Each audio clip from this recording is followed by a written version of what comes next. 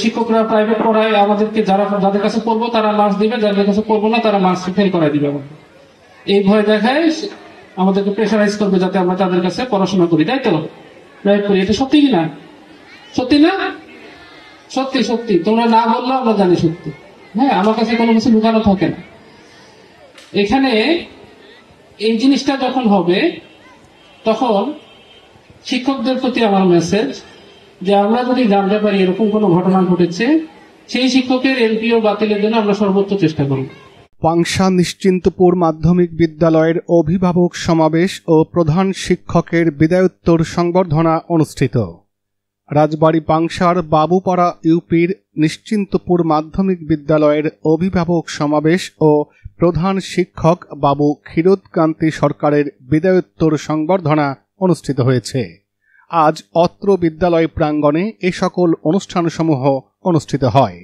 পাংশা ও কালুখালী উপজেলা শিক্ষক কল্যাণ ট্রাস্ট এর সাধারণ সম্পাদক ও উদয়পুর হাই স্কুলের প্রধান শিক্ষক শামসুল আলম এর সঞ্চালনায় এতে প্রধান অতিথি হিসেবে উপস্থিত ছিলেন উপজেলা নির্বাহী অফিসার জনাব এস.এম. আবু দারদা।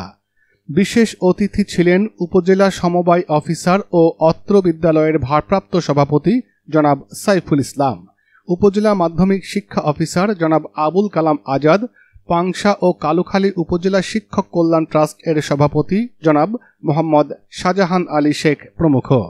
এছাড়াও বিভিন্ন স্কুলের শিক্ষক, গণ্যমান্য ব্যক্তিবর্গ, স্কুলের সাবেক ও বর্তমান শিক্ষার্থী এবং অভিভাবকগণ উপস্থিত ছিলেন।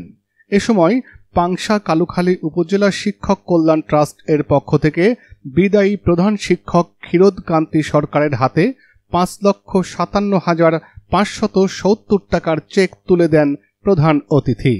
পরে সাবেক প্রধান শিক্ষককে সংবর্ধনা প্রদান করা হয়। অনুষ্ঠানে সভাপতিত্ব করেন অত্র বিদ্যালয়ের ভারপ্রাপ্ত সভাপতি পাংশা উপজেলা সমবায় অফিসার জনাব সাইফুল ইসলাম।